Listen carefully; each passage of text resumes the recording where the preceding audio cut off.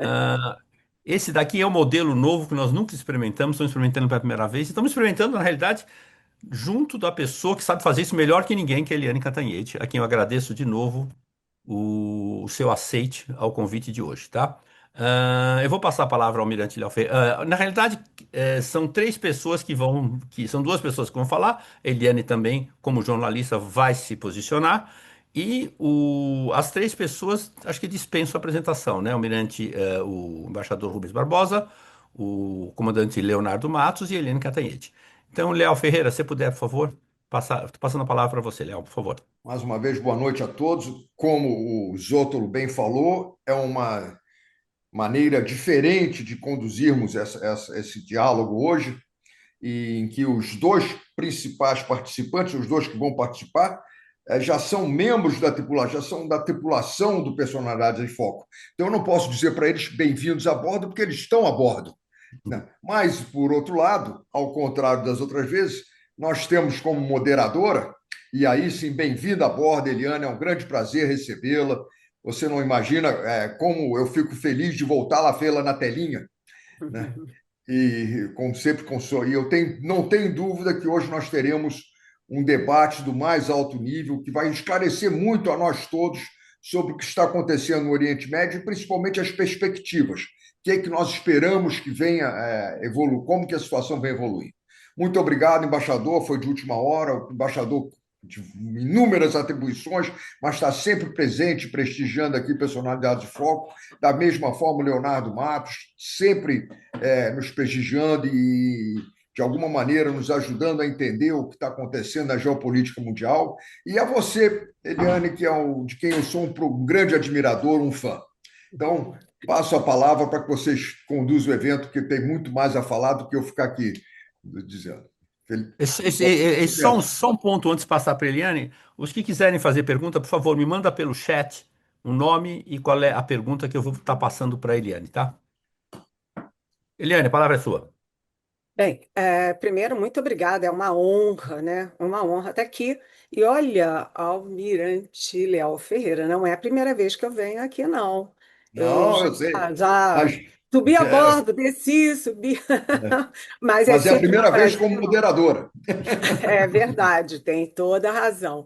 Mas é uma honra, principalmente porque nós temos aqui, né, o comandante Leonardo e, me perdoem, mas o meu amigo, embaixador Rubens Barbosa, por quem eu tenho grande admiração.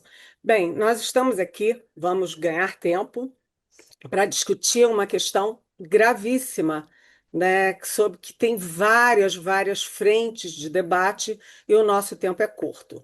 Eu queria começar, antes de projeções, a gente precisa entender como começa essa guerra, porque eu mesma acompanhei quando o embaixador Celso Amorim era o chanceler e era no governo Lula, as tentativas que foram comandadas pelo Brasil e pela Turquia para negociar um acordo para o programa nuclear do Irã. O Irã fez várias concessões, estava tudo bem encaminhado, tudo indo muito bem, e, de repente, os Estados Unidos solaparam uma decisão na ONU, né? Inclusive com a ajuda da França. Isso se repetiu, ou seja, nas vezes que o mundo teve a chance de negociar com o Irã para que o Irã não chegasse ao ponto de ter armas nucleares, os Estados Unidos barraram.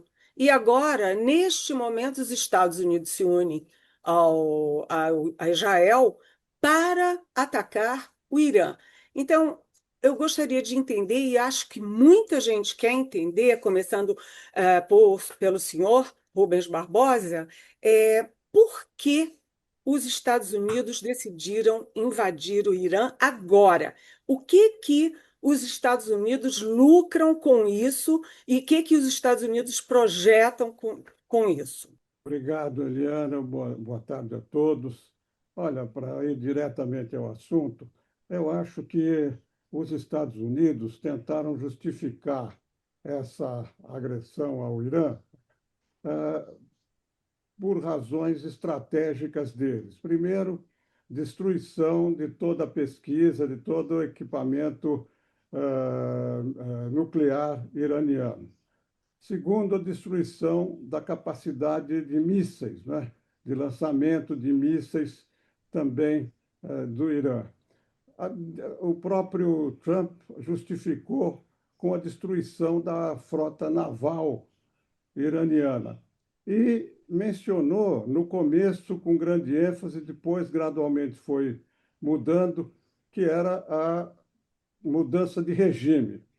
Na realidade, do ponto de vista americano, eu acho que a razão principal foi justamente apoiar Israel. O Marco Rubio disse que os Estados Unidos entraram porque sabiam que Israel ia atacar o Irã. Então, aí os Estados Unidos estão seguindo Israel. E também, do ponto de vista americano, eu acho que eles aproveitaram essas grandes mudanças globais. Quer dizer, nós estamos num mundo sem regras, sem Nações Unidas, sem OMC na parte comercial, e os Estados Unidos aproveitaram, como Israel também aproveitou. O objetivo de Israel principal era neutralizar o Irã. Quer dizer, a rivalidade dos dois a gente conhece, a filosofia dos ayatolás, da religião iraniana, é a destruição de Israel. E Israel também, a destruição do Irã, da capacidade militar e de ataque a Israel. Em julho do ano passado, vocês se lembram, houve um ataque de Israel e dos Estados Unidos contra o programa nuclear iraniano. E nesse ataque já foi destruída quase toda a capacidade de defesa antiaérea iraniana. Então, o Irã estava fragilizado, todos esses grupos terroristas, né, Hamas, Hezbollah, Houthis, foram praticamente eliminados, não totalmente, porque a gente está vendo agora o Hezbollah voltando a atacar.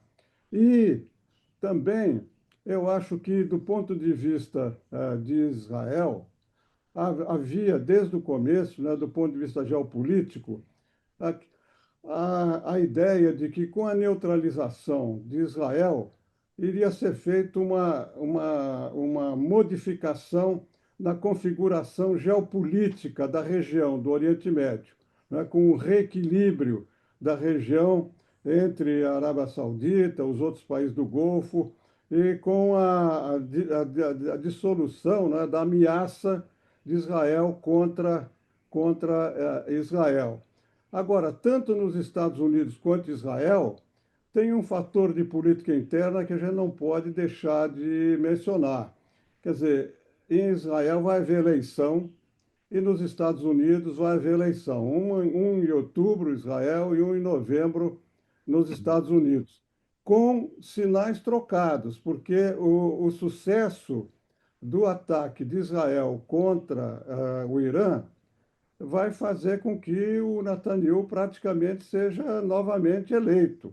Ao passo que o que está acontecendo nos Estados Unidos, as consequências disso para a economia americana, para a própria imagem dos Estados Unidos, vai dificultar a eleição do Trump lá em novembro. Do ponto de vista do Irã, a, a única, o único objetivo que eles têm, na minha visão, é sobreviver. Eles estão sendo atacados por duas potências, né? Os Estados Unidos, a maior potência do mundo, e Israel, uma potência nuclear, a maior potência. Nós vimos isso, a capacidade de inteligência israelense. Também hoje, Israel é uma potência regional. Então, o Irã hoje, a única preocupação deles, na minha visão, é sobreviver, porque nós estamos vendo o Irã, para criar uma maior dificuldade, maior confusão na região, está atacando os países do Golfo, né, como nós vimos, Sim. e até mísseis em relação à Turquia. E isso aí poderia despertar uma reação dos países do Golfo, inclusive de pressionar os Estados Unidos para terminar essa guerra. Agora, para concluir, nós estamos vendo nesses últimos dias uma situação que está preocupando o mundo inteiro. Quer dizer, os objetivos americanos, israelenses e iranianos estão criando uma desordem global fantástica, que é o fechamento do Estreito de Hormuz e as dificuldades na circulação de mercadorias e de petróleo. Quer dizer, você está tendo consequências tanto na alimentação, mas, sobretudo, no petróleo global, no trânsito do petróleo global. Você está tendo um encarecimento do seguro, um encarecimento do frete, está afetando os produtos agrícolas que são exportados para aquela região e o petróleo, que já passou hoje passou, já caiu um pouco, mas ao redor de US$ 100, o que torna essa situação muito complicada. E tudo isso que eu estou dizendo se reflete no noticiário de hoje, porque nós estamos vendo hoje declarações da Casa Branca e do próprio Trump que essa guerra já passou do limite, ele conversou com Putin, vão acertar, vão acabar logo essa guerra, já está demais, estava impaciente, né? Já tinha criticado a escolha do novo líder religioso do Irã, mas já parou a crítica. Enfim, nós estamos vendo aí esses últimos dias, por causa dessa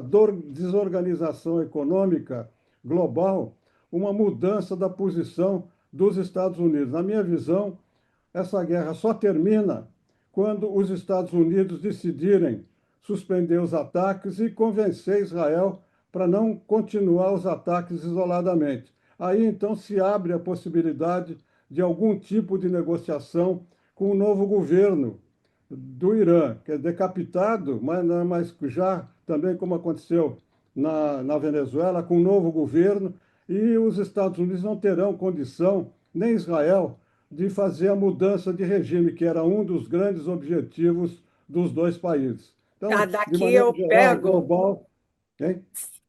Embaixador, eu queria pegar esse gancho para perguntar para o comandante Leonardo. Boa noite, bem-vindo, comandante. Pegando aqui a fala do embaixador Rubens Barbosa, são duas questões que ficam muito no ar. Primeiro, o embaixador lembrou dos efeitos na política interna dos Estados Unidos, tanto em Israel quanto nos Estados Unidos. E nos Estados Unidos, a gente lembra que na invasão do Iraque, né, houve uma pressão enorme da opinião pública pelos gastos militares, pelo aumento de inflação, etc. E como é que fica isso agora? Né? Como é que o Trump vai mais uma vez enfrentar uma oposição interna pelos efeitos de uma guerra que ele assume em nome dos interesses de Israel? Isso é uma questão, comandante Leonardo. E a outra questão é o seguinte: é, em que, eh, em que gravidade, em que grau a questão dessa, aspas, nova Guerra Fria entre Estados Unidos e China, né, pode ter empurrado o Trump para a guerra? Porque a gente lembra que a China é uma das grandes prejudicadas com o fechamento de Hormuz, ou seja, a China perde. Será que, na sua opinião, o Trump levou isso em conta? Ou seja, a questão do embate entre China e os Estados Unidos pelo protagonismo, pela hegemonia internacional? Obrigado, Eliane. Boa noite a todos. Boa noite, embaixador. Uma honra estar aí compartilhando essa mesa com o senhor e com a Eliane. Eliane, olha só, né, são duas perguntas. Primeira situação. Na minha visão, os Estados Unidos, eles não entraram nesse conflito somente para apoiar Israel. Nós temos que levar em consideração isso que você falou na sua segunda pergunta, ou seja, que a grande disputa de poder no mundo neste século XXI é a disputa entre Estados Unidos e China. Estados Unidos querendo se manter na primeira posição global e a China querendo ultrapassar os Estados Unidos. E também temos que lembrar que os Estados Unidos tiveram um grande êxito na ação militar, para prender o Maduro e a Cíntia Flores, a esposa dele, 3 de janeiro, e praticamente mudar, né, o regime na Venezuela a seu favor, com a Venezuela sendo a maior reserva de petróleo do mundo. E aí entra uma questão que é fulcral para nós entendermos aí o século XXI, que é a questão da energia. Na verdade, a energia sempre foi importante, mas com o aumento da demanda de energia por conta da inteligência artificial, data center, etc., a busca por recursos energéticos, para mim, fica claro nessa questão desse conflito no Irã. O que os Estados Unidos, o Trump, são duas questões. Primeiro, que o Trump ficou muito, digamos assim, ficou mais corajoso para fazer esse ataque em função do êxito da operação militar contra a Venezuela, né? Sem dúvida nenhuma, os Estados Unidos têm a maior força militar do planeta, não apenas em termos de equipamentos, mas em termos também de treinamento. E a ação contra a Venezuela foi um grande êxito, sem sombra de dúvida, e ele julgou que seria realmente mais fácil, digamos assim, dobrar o regime iraniano e o regime iraniano passar digamos assim, para o lado dos Estados Unidos. E aí, me permitam, acho que é interessante nós lembrarmos que antes de 1979, quando teve a Revolução Islâmica no Irã, os Estados Unidos eram aliados do Shah Reza Pahlavi lá no Irã. O Irã era amigo dos Estados Unidos e, aliás, amigo de Israel. Então, esse aspecto também é relevante para nós entendermos esse momento, não apenas o embaixador foi preciso quando ele analisou o momento que Israel vive. Israel ele luta pela sua sobrevivência, porque efetivamente o Irã considera Israel como o seu grande inimigo e Israel precisa, logicamente, se defender contra o Irã. Israel, vendo que no momento a grande potência militar do planeta tem no seu comando um presidente favorável a Israel, então, ou seja, é um momento interessante para Israel tentar eliminar a ameaça do Irã e, de preferência, trocar o regime. Na minha análise, é que essa era a vontade dos dois, né? Trocar o regime para um regime favorável ou, pelo menos, mudar a percepção. E vejam que o ataque de Israel e dos Estados Unidos o primeiro ataque foi exatamente para matar o Ali Khamenei. Isso é muito relevante. Inclusive, eu acho que o trigger para o início do ataque foi a confirmação pela inteligência israelense, dentro de Teherã, de que o Khamenei estaria naquele lugar, naquela hora, naquele sábado. Ou seja, porque foi muita coincidência que o início, né, dessa guerra tenha sido exatamente com o ataque que matou o líder Ali Khamenei. Então, as questões são um pouco diferentes. No caso do Israel, é mesmo sobrevivência, tanto é que Israel não está só atacando o Irã, Israel agora está no sul do Líbano, está atacando fortemente o Hezbollah, que também leva a outros desdobramentos importantes. Mesmo acabando a questão lá do Irã, a gente não sabe como é que vai ficar a questão dentro do Líbano, se Israel vai continuar avançando dentro do território do Líbano. E no caso do Irã, obviamente que eliminar a ameaça militar iraniana e, se possível, trocar o regime do Irã seria extremamente favorável. E indo para a sua segunda questão, que é a China, sem sombra de dúvida, ela está prejudicada nessa questão. A China, de todo o petróleo que o Irã exportava, cerca de 80% do petróleo exportado pelo Irã ia para a China.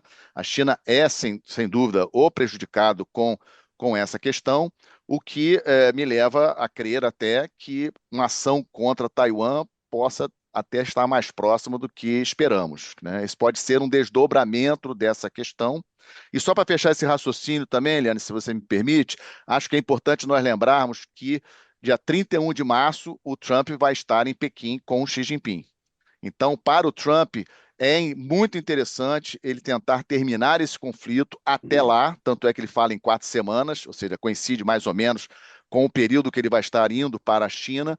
Ele vai querer chegar na China junto ao Xi Jinping com essa vitória, digamos assim, sobre o Irã. Por isso que ele deslocou o segundo grupo de batalha, o grupo de batalha do Gerald Ford, que estava no Mediterrâneo, ele agora está no Mar Vermelho, rumando para se aproximar ao outro grupo de batalha, o outro porta-aviões, o Abraham Lincoln, e aí ficar em melhor posição para, digamos assim, atacar o Irã e especialmente a questão do Estreito de Hormuz, que é estratégica, o embaixador já comentou, o preço do barril hoje chegou a bater US$ 120, 119 e alguma coisa, no final do dia caiu para mais ou menos um pouco menos do que 100, em função dos países do G7 terem anunciado que vão colocar as reservas estratégicas à disposição para melhorar, digamos assim, o mercado em termos de petróleo, e aí o preço deu uma queda. Ótimo, excelente. Embaixador Rubens Barbosa, pegando aqui o gancho, do comandante Leonardo, ah, quando os Estados Unidos invadiram a Venezuela, a grande surpresa foi que a sucessão ficou com uma grande aliada, uma espécie de braço direito do Maduro. E isso era positivo, negativo, como iria se comportar a sociedade venezuelana? E aparentemente os dois lados fazem concessões. O Trump admite, aceita o novo governo, a nova presidente aceita as imposições de Trump. Até que ponto isso pode se repetir no Irã? Porque, como disse o comandante, o Trump tem pressa em acabar o conflito, né? A gente agora tem que o filho do Khamenei assume, né? Quais são as alternativas? O regime teocrático com os ayatolás, etc., tem alguma chance de continuar em negociação com o Trump? A Guarda Nacional tem o poder de militarizar, dar poder militar ao regime? Quer dizer, passaria a ser o grupo do poder hegemônico no Irã. E, de longe, ninguém acredita, mas eu lhe pergunto, porque o senhor é um especialista, embaixador, se há a mínima possibilidade de voltar o regime monárquico dos chás, que era pró-Ocidente e pró-Estados Unidos. Existe algum fiapo de possibilidade nesse sentido? Olha, Eliane, eu acho que não dá para comparar a Venezuela com o Irã. Quer dizer, o que aconteceu na Venezuela é uma coisa extraordinária. Quer dizer, você tem a decapitação do presidente, que é sequestrado, levado para os Estados Unidos. O Trump indica a Delcy Rodrigues para assumir, essa vice-presidente assume a presidência por indicação dos Estados Unidos, mas não muda o regime. O regime chavista continua lá. Eles fizeram um gesto aí de libertar alguns prisioneiros e tal, mas a estrutura de poder continua lá intacta na Venezuela. É esse mundo sem regras, sem lei, sem nada que justifica isso. No caso do Irã, é muito diferente, quer dizer, a estrutura política, social, econômica do Irã é muito diferente da Venezuela. As vulnerabilidades da Venezuela são muito maiores daqui do Com Irã. certeza. E apesar da destruição, né, da infraestrutura militar, da infraestrutura religiosa, da agora, não é, esses dias, a destruição da infraestrutura energética, eletricidade, petróleo do Irã, apesar disso tudo, a estrutura política do Irã continua. Quer dizer, hoje, na minha visão, a eleição do filho do Khamenei para o Supremo Líder, ela não tem importância, porque a importância está, como você falou, da Guarda Revolucionária. É um pouco o que ocorre na Venezuela, né, com os militares lá. Eles é que têm o poder, de fato, no Irã. Então, no Irã, hoje, eu acho que não há a menor possibilidade de regime change, né? Como queria Israel e como apoiou os Estados Unidos. Eu acho que não há a menor possibilidade, mesmo com a tentativa de Israel, né, de conversar com os curdos, de tentar fazer com que os curdos se rebelem contra Israel, contra o Irã. Eu acho que também não há possibilidade, porque o número de curdos é muito reduzido, eles estão limitados a uma região do país, não tem condição de enfrentar os 200 mil homens lá da Guarda Revolucionária, mais a outra milícia política que eles têm no país. Então, eu acho que a estrutura de poder vai ser mantida. Agora, do ponto de vista da sobrevivência do Irã, talvez se abra a possibilidade de alguma negociação, mas a liderança do Irã já disse que eles não vão se render, eles não vão aparecer como capitulação. Se os Estados Unidos quiserem conversar com eles dessa maneira, vão conversar, eles vão conversar. Agora, não se coloca mais a questão do programa nuclear que foi destruído, a questão dos mísseis que foi destruída. Eles vão ceder em muitas coisas, porque vai levar muito tempo para eles reconstruírem o país. Então, eu acho que não há a menor possibilidade, na minha visão, de mudança de regime.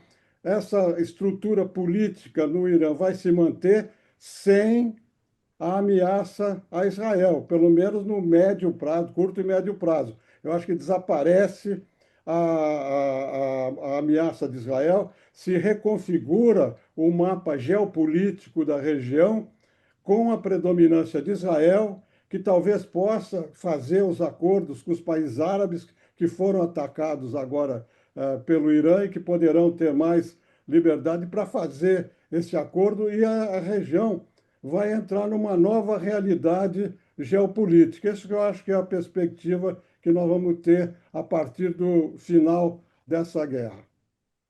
Bem, agora eu gostaria de chamar o comandante Ali Camel, que, aliás, é xará de um grande amigo meu, o grande jornalista Ali Camel, para fazer sua pergunta, por favor. Boa noite a todos, obrigado pela oportunidade, é uma honra para mim. Na verdade, eu teria duas perguntas. A primeira, que seria para o embaixador, acho que foi respondida, que foi justamente essa questão da parte energética, né? A não ser que o embaixador realmente queira falar sobre ela, mas em princípio eu entendo que realmente vai ter uma influência ali, não só colateral, mas diretamente ligada aos interesses geopolíticos de cada ator, justamente essa crise energética, de forma que você consiga ter a preponderância ali na região, né? Se eu não estiver enganado. Mas eu acho que a pergunta que realmente me ocorreu agora, que eu acho que é importante, porque foi um fato que aconteceu no dia de hoje, foi justamente essa questão dos Estados Unidos estarem pressionando, né, indiretamente, digamos assim, o Estado brasileiro, de uma questão que, salvo o melhor juízo, é uma questão interna, né, que é os nossos organizações criminosas, que atualmente são classificadas como organizações criminosas, que é o PCC e o Comando Vermelho. Né? Hoje eles estão discutindo no âmbito dos Estados Unidos a classificação dessas organizações como terroristas, o que obviamente pode incitar ações dos Estados Unidos contra a nossa própria soberania de resolver esse problema que, salvo o melhor juízo, é um problema interno. Eu direcionei ao professor Leonardo Matos, mas pode também ser passado para o embaixador, né, e para o próprio professor Leonardo Matos, mas a pergunta basicamente é o seguinte, né, existe, né, suspeitas, né, de que existiriam conexões, por exemplo, de organizações como o Hezbollah com essas organizações, digamos, traficantes de drogas, né, aqui no Brasil, como o PCC e o Comando Vermelho, não pela questão da droga em si, mas por conta de lavagem de dinheiro, de formas de você utilizar a economia, digamos, abaixo do espectro legal, né, para você conseguir converter isso, por exemplo, em armamento para eles lá no Oriente Médio, né? A gente sabe que o tráfico de armas é um problema sério também aqui no Brasil e envolve essas organizações. Aí a minha pergunta é justamente se essa decisão hoje do governo americano pode ter uma conexão pela escalada da guerra, ou seja, ele percebe que esse afluxo de recursos, digamos, ilegais, possa estar alimentando um esforço de guerra até do próprio Hezbollah, que está enfrentando Israel, ou se isso realmente é só uma teoria da conspiração e que isso é só um problema interno nosso e que o americano só está realmente utilizando aquela política do Shield of America para reforçar aqui, para mostrar para nós que ele não só está preocupado com lá, mas também aqui, principalmente depois que aconteceu na Venezuela. Obrigado pela oportunidade, uma boa noite. Obrigada. Por favor, comandante Leonardo. Obrigado, comandante Ali Camel, satisfação revê-lo. Com relação a essa questão do Hezbollah e tráfico de drogas, PCC, etc., e a questão ali na tríplice fronteira entre Brasil, Paraguai e Argentina, ali existe efetivamente uma comunidade muito grande de muçulmanos xiitas, Então, obviamente que há uma relação, né? Os dados que eu tenho, né, são que efetivamente havia um fluxo de dinheiro dessa região do Brasil, na Tríplice Fronteira, para o Líbano. E, obviamente, aí vem as teorias da conspiração, etc., de que isso estaria, de uma certa forma, relacionado.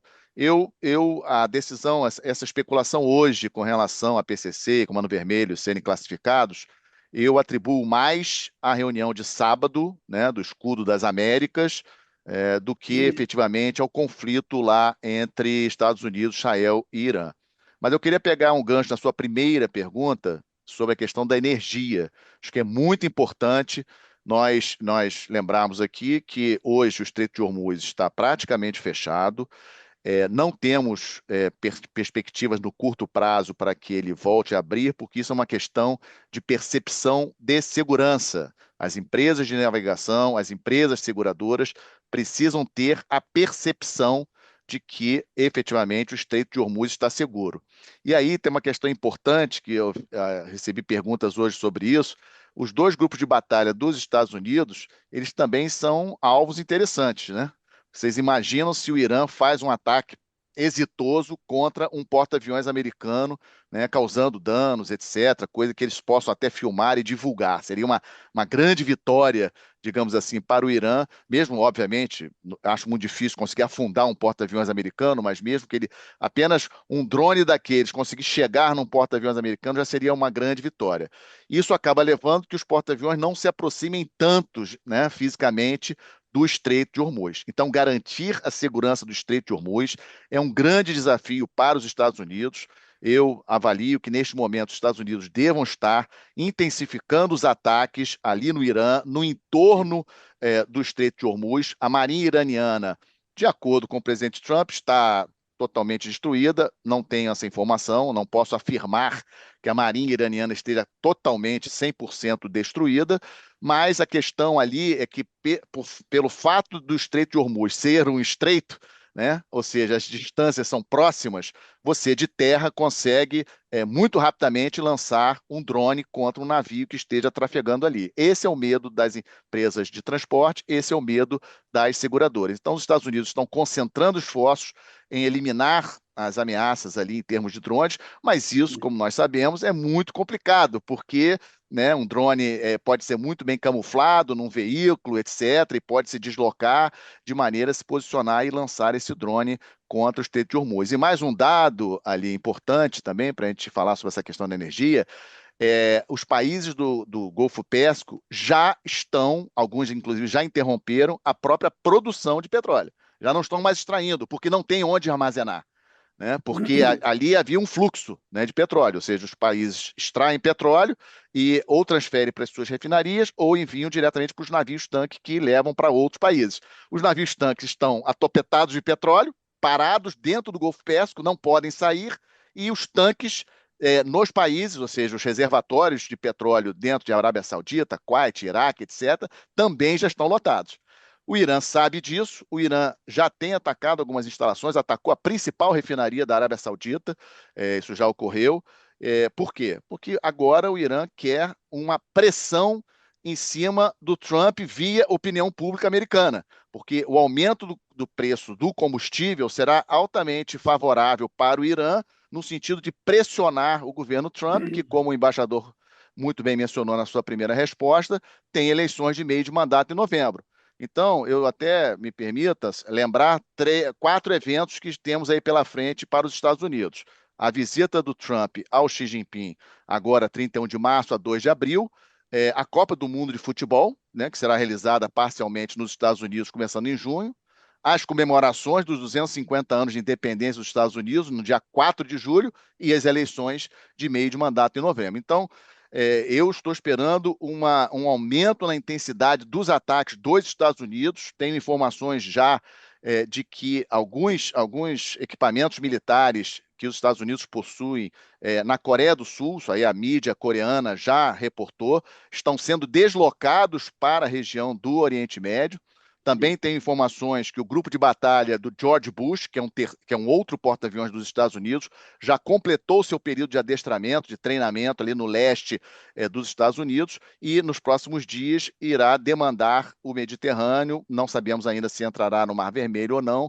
Vocês imaginam 3 porta-aviões, né, com a capacidade que nós sabemos que um porta-aviões americano tem de transportar aeronaves, incrementando bastante, né, os ataques contra o Irã para forçar efetivamente o Irã a aceitar a paz ou pelo menos um cessar-fogo. E aí tem um detalhe importante. Acho que o Trump, até pela pressa que ele também tem de parar essa questão de aumento de preço de combustíveis, inflação, etc., ele vai acabar negociando com o Mojtaba Khamenei, o filho do Khamenei, vai manter ele no poder e vai dizer que está tudo certo, que o Irã está destruído. E só para terminar, só para não esquecer, Eliane, por favor, tem aí 400 quilos de urânio enriquecidos a 60%, que nós não sabemos onde está. Só para lembrar. Exatamente. O mundo inteiro, essa guerra é explicada exatamente pelo urânio. E o urânio enriquecido está lá e ninguém sabe aonde está e o que pode acontecer com isso. Mas eu Eliane, gostaria de, por favor, trazer para o nosso debate o comandante Júlio Passos, dando boa noite e boa pergunta. Eliane, só um comentário antes do Passo falar, é o seguinte, a quantidade de pessoas que estão pedindo para colocarem, fazerem perguntas é muito grande, e nós temos um tempo extremamente limitado hoje, então as perguntas, por favor, as mais curtas possíveis, tá? E se você me permitir, eu tô aqui com o negócio aqui meio engasgado aqui na garganta, só falar rapidinho aqui antes do passo, é o seguinte, eu não vejo o Irã como uma ameaça a Israel apenas. Eu vejo o Irã como um regime teocrático, primitivo, ele promove o terrorismo no mundo inteiro, ele é uma ameaça à humanidade. É como eu vejo o Irã, tá? Desculpe. Passos. Boa noite a todos. Obrigado ao grupo aí pela oportunidade. Boa noite, Eliane. Boa noite ao comandante Leonardo. Boa noite ao embaixador Rubens Barbosa. A minha pergunta vai aqui para a questão interna, mais ou menos um pouco do que o comandante Ali Kamel falou. O presidente Lula, hoje, segundo o Estado de São Paulo, afirmou que, abre aspas, se o Brasil não se preparar para a defesa, qualquer dia alguém invade a gente. Essa frase foi dita pelo presidente. Em cima dessa frase, eu pergunto, principalmente ao comandante Leonardo Matos, se o que já aconteceu nessa guerra, se nós já podemos tirar algumas conclusões e de que forma nós poderíamos melhorar as nossas forças armadas sob o enfoque principalmente logístico e de aprestamento. Obrigado. Obrigado, comandante Passos. Na verdade, eu já venho falando isso, o senhor que me acompanha lá no canal, né, já sabe disso, desde 2022, quando a Rússia invadiu a Ucrânia, já foi, né, um claro sinal, deveria ter sido, na verdade, um claro sinal para o Brasil de que nós precisávamos aumentar nossos investimentos em defesa. No ano passado, nós tivemos, em junho do ano passado, o aumento do orçamento de defesa dos países da OTAN, que anteriormente estava limitado a 2% do PIB dos países da OTAN, e esse patamar subiu para 5% a ser atingido até 2035. E agora tivemos o ataque na Venezuela, a questão lá contra o Maduro, e essa guerra que está acontecendo no Oriente Médio. Já passou da hora da sociedade brasileira acordar para a possibilidade de algo acontecer aqui no Brasil. Já passou da hora da sociedade brasileira entender que, mesmo, e eu compreendo perfeitamente essa questão, nós temos diversas mazelas no Brasil em termos de saúde, em termos de infraestrutura, etc. O orçamento, obviamente, federal é finito, mas eu gosto sempre de perguntar, né, nas minhas palestras, etc., qual é o preço pela nossa soberania, né? O que vale a nossa soberania? Será que não vale a pena nós trocarmos algumas estradas, algumas escolas, alguns hospitais pela nossa soberania, pelo nosso direito de decidir aquilo que nós achamos correto fazermos dentro do nosso país? Então, acho que as evidências são muito claras, nós estamos vendo aí, e eu, eu já digo isso já há alguns meses, o senhor me conhece, eu já falo isso há alguns meses, já era para ter tocado, como nós falamos na Marinha, posto de combate, reunir os poderes da República para ter aí uma estratégia imediata. Eu já escutei que as forças já enviaram para o presidente propostas de aumento, etc. Isso já tem já há algum tempo, já tem mais de 30 dias, pelas informações que eu tenho, que essa proposta de aumento de investimentos em defesa já está na mão do presidente. O que eu acho que deveria ter ocorrido era uma reunião com todos aqueles os decisores, né, não apenas o Poder Executivo, mas também o Congresso Nacional, para mostrar a gravidade do momento internacional que nós estamos vivendo. O embaixador falou isso algumas vezes. Hoje, nós estamos vivendo, na minha avaliação, o momento mais grave do mundo desde o final da Segunda Guerra Mundial. Eu não me lembro de um momento no planeta tão conturbado como nós estamos vivendo, com uma guerra Rússia e Ucrânia, com uma guerra muito forte no Oriente Médio e uma potencial guerra ali em relação a Taiwan. Então, o Brasil precisa acordar e capacidade de defesa demora. Se o presidente da República, seja ele o atual presidente, o próximo presidente, qualquer presidente, der um cheque em branco, somente para exemplificar com a Marinha, para o comandante da Marinha, uma fragata da classe Tamandaré, só para citar o exemplo da classe Tamandaré, só fica pronta em 5 anos. Então, não adianta a gente achar que no estalar de dedos, não, agora dá dinheiro para a defesa que nós vamos resolver. Não vai resolver, não vai dar tempo. Então, nós precisamos agir o quanto antes e, na minha avaliação, já estamos atrasados, infelizmente. Muito obrigada. Eu queria chamar o embaixador Eliane, Rubens Barbosa, por favor. Embaixador, já que a conversa trouxemos a conversa aqui para o Brasil, eu gostaria de saber do senhor como é que toda essa discussão geopolítica internacional, como essas guerras afetam o Brasil nesse momento, especificamente diante da possibilidade ou da reaproximação concreta entre o presidente Lula e o presidente Donald Trump, né? Estava prevista a reunião deles em março, a guerra no Irã atrasou esse encontro, mas o Brasil, seguindo a sua posição histórica na diplomacia, condenou uma invasão que não teve o apoio da ONU, aliás, como a do Iraque, e que não teve sequer o apoio interno do Congresso americano. E, além disso, há um problema adicional, embaixador Rubens Barbosa, é que o núcleo original do Mercosul está rachado ao meio. O Brasil e o Uruguai numa posição e o Paraguai e a Argentina em outro. E como tudo isso pode impactar o Brasil?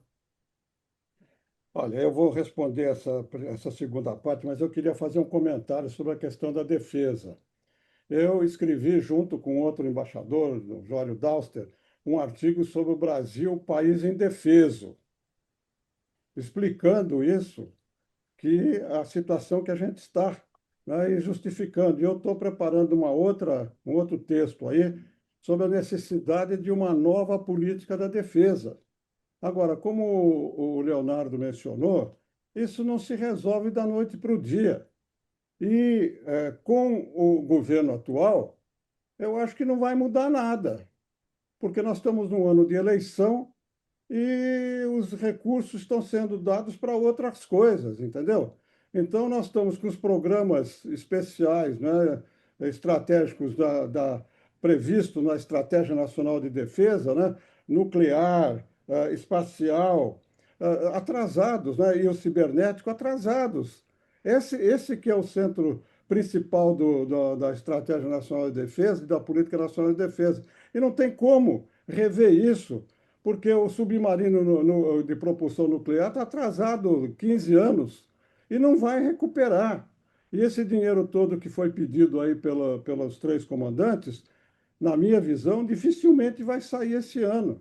Então, agora o presidente, como o almirante Júlio mencionou, disse isso, que se a gente não se preparar, a gente está arriscado a ser atacado. Quer dizer, se preparar como? Se não tem meios para fazer o exército lá na Amazônia, não consegue se preparar nem para o para defender a Amazônia do crime transnacional, como é que vai se preparar para um ataque de uma potência ou de uma superpotência? E agora, hoje também, saiu a notícia, né, essa pergunta que foi feita aí, do PCC e do Comando Vermelho, classificados como terroristas. A informação de hoje é que o Mauro Vieira ligou para o Marco Rubio para pedir para que não classifiquem, porque o Brasil só aceita organizações terroristas que forem definidas pela ONU. Eles não aceitariam. Agora, qual é a força do Brasil de não aceitar? Se os americanos classificarem o PCC e o Comando Vermelho como organizações terroristas, o risco que a gente corre é esse que o presidente falou, porque, como foi mencionado aqui, não foi só a exclusão do Brasil na reunião de Miami dos presidentes. O Brasil foi excluído também na reunião de ministros da Defesa, 4, 5 dias antes, em que eles aprovaram, e o próprio ministro da Guerra, né, declarou que eles vão fazer pressão para os países conter os cartéis e, se necessário, vão agir unilateralmente. Essa que é a realidade. E aí, uma outra coisa que aqui no Brasil o pessoal não está ligando, e isso tem que ver com a segunda parte da pergunta também. Aqui no Brasil, nós não estamos prestando atenção para o fato de que o Departamento de Estado está presidido pelo Marco Rubio, que tem uma visão ideológica de extrema direita contra os governos de esquerda. Se a gente for analisar o que foi feito nesse ano, o Brasil foi excluído de todas as negociações que os Estados Unidos lideraram aqui na região. E a situação ficou agravada depois da Estratégia Nacional de Segurança, em que a América Latina foi colocada como prioridade única. E o que aconteceu nesses primeiros 3 meses do ano? Nós vimos aí a Venezuela, vimos aí o Panamá, vimos o Equador, que já está com tropas americanas para combater os cartéis no território equatoriano. E agora nós tivemos essas 2 reuniões em que o Brasil foi excluído. E agora nós vamos ter que reabrir esse assunto, porque é outro ponto que também, desde abril do ano passado, o Brasil não está sendo chamado pelos americanos para negociar a parte comercial. Ninguém aqui no Brasil fala disso. Desde 2 de abril, quando foi imposto o tarifaço, até hoje, o Brasil não negociou com os Estados Unidos. As decisões que foram tomadas na área comercial foram decisões unilaterais americanas sem negociação com o Brasil. Então, se você for analisar a filosofia do Departamento de Estado contra os países de esquerda aqui na região e a exclusão do Brasil, da Colômbia, do México, de todas essas negociações, o presidente está certo mesmo, que ele, se continuar essa retórica nossa e a exclusão de uma negociação, porque na negociação dos 2 presidentes, esse tema do combate às organizações criminosas, o presidente Lula vai levar ao presidente Trump e pode evitar um ataque deles aqui aqui ou no Paraguai, aonde eles estiverem, não é? O PCC ou o Comando Vermelho. Agora, essa questão do Trump, como a Eliane falou, dessa ligação, dessa química com o presidente, na minha visão, não existe. Isso aí é uma ficção divulgada pelo Palácio e comprada por grande parte da mídia. Não existe isso. Se nós observarmos objetivamente o que está acontecendo, o Brasil não está conversando com os Estados Unidos para nada, para a defesa, para a economia, para a energia, para o meio ambiente, zero de conversa com os dois, com esse país. Então, eu acho que a situação aqui na América do Sul é muito complicada. E, para o Brasil, essa decisão americana de colocar na doutrina Monroe atualizada a América Latina como principal prioridade é um grande desafio para a política externa brasileira, porque se nós continuarmos com a influência ideológica na política externa, vai se chocar diretamente com a ideologia americana. Não interessa para o Brasil a gente se chocar ideologicamente com os Estados Unidos.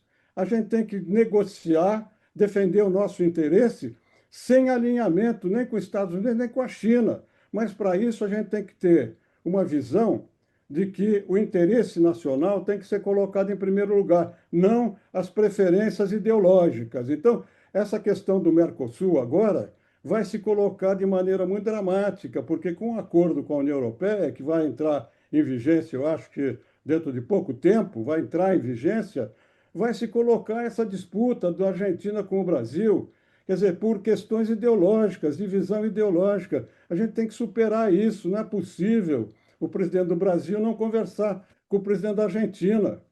E no caso dos Estados Unidos, até setembro, desde janeiro até setembro, o Palácio do Planalto não falava com a Casa Branca.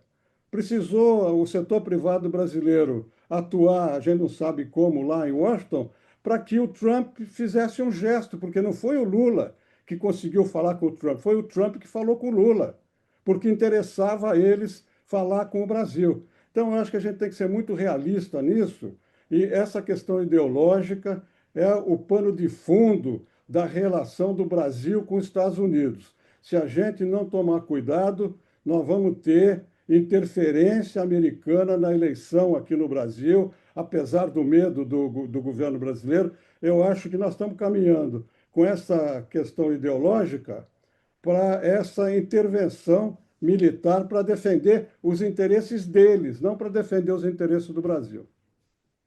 Bem, primeiro eu gostaria de concordar com tudo que você disse, que o senhor disse, né, embaixador Rubens Barbosa, como sempre concordando com o senhor. Só quero fazer uma defesa corporativa da imprensa, porque a imprensa brasileira, a mídia brasileira, apenas reproduziu o que foi dito lá e cá. Quem falou da química foi o Trump, não é? Quem baixou as tarifas foi o Trump, né? Então, quem deixou de falar de Bolsonaro, etc., foi o Trump. E foi o Trump também que retirou a lei Magnitsky, por exemplo, do Alexandre de Moraes. Portanto, eu acho que a imprensa brasileira reproduziu fatos e manifestações públicas dos dois presidentes. Agora, eu gostaria de chamar o comandante Rodrigo Lázaro para fazer sua pergunta, por favor. Alô? Comandante Rodrigo Lázaro? Temos aqui o comandante Rodrigo Lázaro, então vou passar a pergunta para o Marcos Almeida. Marcos Almeida, bem-vindo, você me escuta? Boa noite, E obrigado. Marcos Almeida é da minha turma e do Raposo e do Passos aí, tá? Boa noite, pessoal. Em primeiro lugar, congratulações a esse evento de primeira linha. E a minha pergunta é mais da vertente militar, né? O presidente Trump declarou algum tempo atrás, né, que para resolver esse problema do Estreito de Hormuz, né, que tem lá 30 quilômetros de largura, que na realidade são 21, mas o canal navegável são 3 quilômetros apenas. E ele mencionou uma das soluções seria escoltar os navios, né? E me parece muito difícil, né, que navios de guerra, como aí o professor. Cortou o som. Cortou o som aqui. Nossa técnica é capaz de A nossa, corrigir. té- a nossa técnica sou eu, Eliane.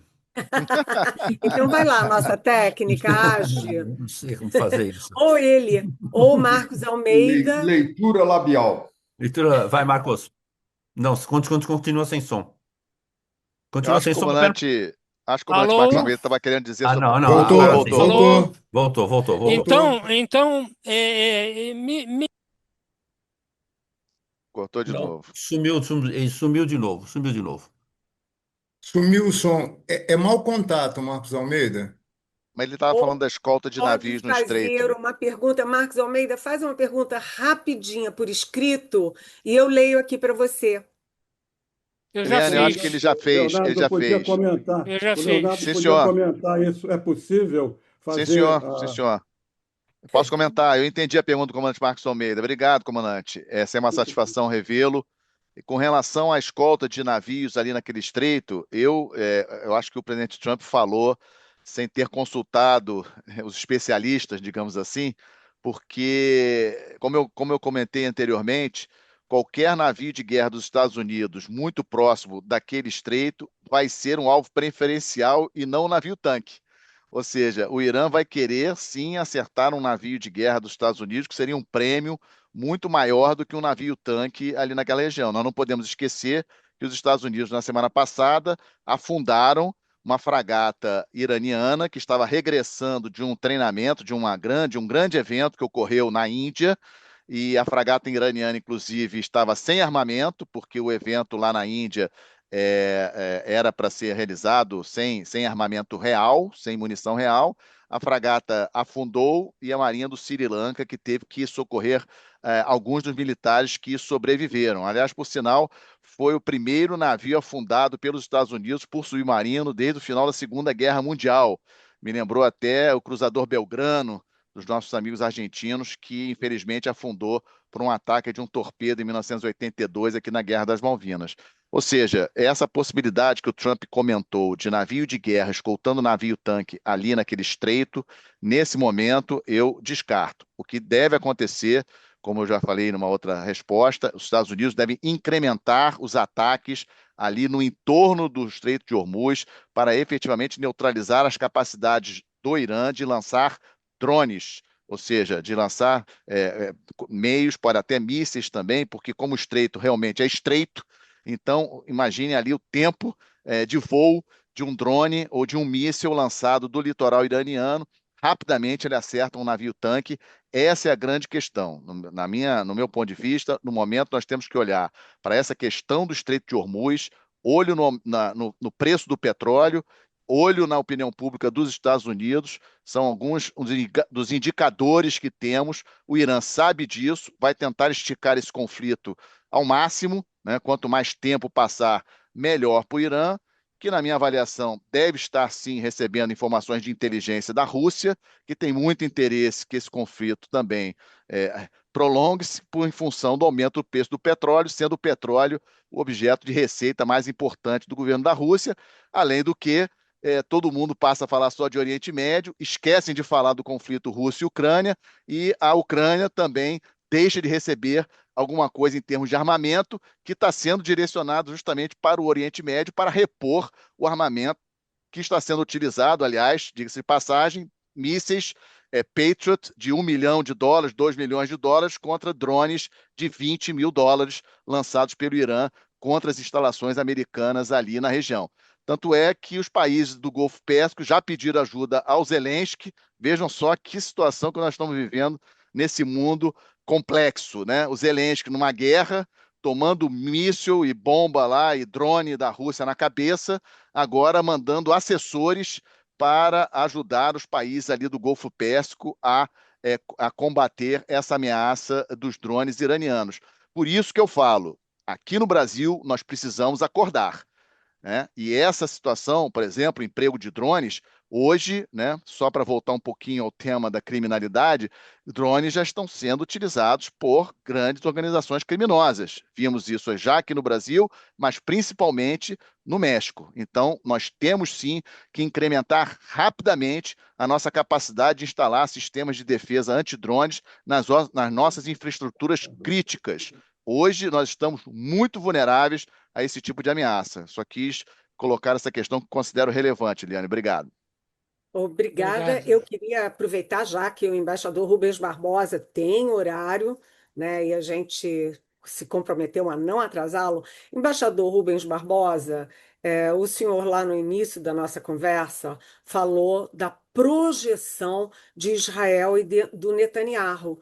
De repente, tudo parece girar em torno de Israel, ou seja, Israel ganhou muita projeção como como o que já sempre foi, né, uma potência bélica, ganhou uma projeção maior ainda pela aproximação, não aproximação, mas pela relação com os Estados Unidos, que agora é concreta, os dois estão juntos na guerra contra o Irã.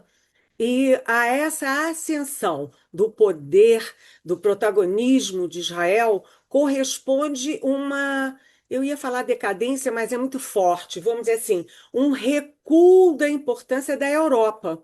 A gente viu o Reino Unido recuou, né, que estava contra, disse que não ia oferecer base para os Estados Unidos, né? A França recuou, no primeiro momento foi mais decisivo, depois recuou também, está oferecendo base para os Estados Unidos, e a Espanha está falando praticamente sozinha. Me dá a sensação de que falta articulação, falta também articulação e falta poder. A Europa está perdendo poder, embaixador Rubens Barbosa. Eu acho que sim. Eu acho que a Europa, geopoliticamente, perdeu o poder e tem a sua. É importante, né? Como mercado, como potência militar pela OTAN e tudo, perdeu o poder relativo. Mas o que importa aí é a posição americana, porque dentro da OTAN, dentro da Europa, sempre eram os Estados Unidos que influíam, né? Era a proteção nuclear e tudo. Eu acho que a Europa perdeu o pé, né, na disputa geopolítica global e agora ela vai ficar entre o Brasil, entre os Estados Unidos e a China. Por isso que esse acordo deles com a América Latina, com a Índia, é importante, porque eles estão diversificando comercialmente, tecnologicamente, para não depender, como dependeram até aqui, desde o fim da guerra, aos Estados Unidos e depois agora da China. Excelente, e cumprindo o nosso compromisso, eu agradeço muito a presença do senhor embaixador Rubens Barbosa. Agradeço muito, espero conhecê-lo pessoalmente, comandante Leonardo, e passo a palavra para o nosso articulador-mor, que é o Paulo Zotto. Obrigado pelo articulador, Mor. Só antes da despedida final, eu queria só lembrar, aliás, vocês não sabem ainda, mas vocês vão receber o convite, que na próxima quinta-feira, agora, quinta-feira próxima agora, o embaixador Mosca, que é o embaixador do Brasil em Roma, vai estar falando sobre o acordo Brasil, o acordo Mercosul e União Europeia. Tá? Vai ser no mesmo horário, às 19 horas. O convite eu vou passar. Eu queria também rapidamente saudar aqui, eu acabei de ver agora aqui, a senadora Ana Amélia, que está presente aí, quietinha como usuária do Zoom. Muito obrigado pela presença e passar a palavra para o Almirante Léo Ferreira para a despedida do grupo. Léo, por favor. Olha, é uma pena, embaixador, que o senhor tenha que sair, porque o assunto está muito interessante. Eu acho que nós ficaríamos aqui algumas horas mais discutindo e aprendendo.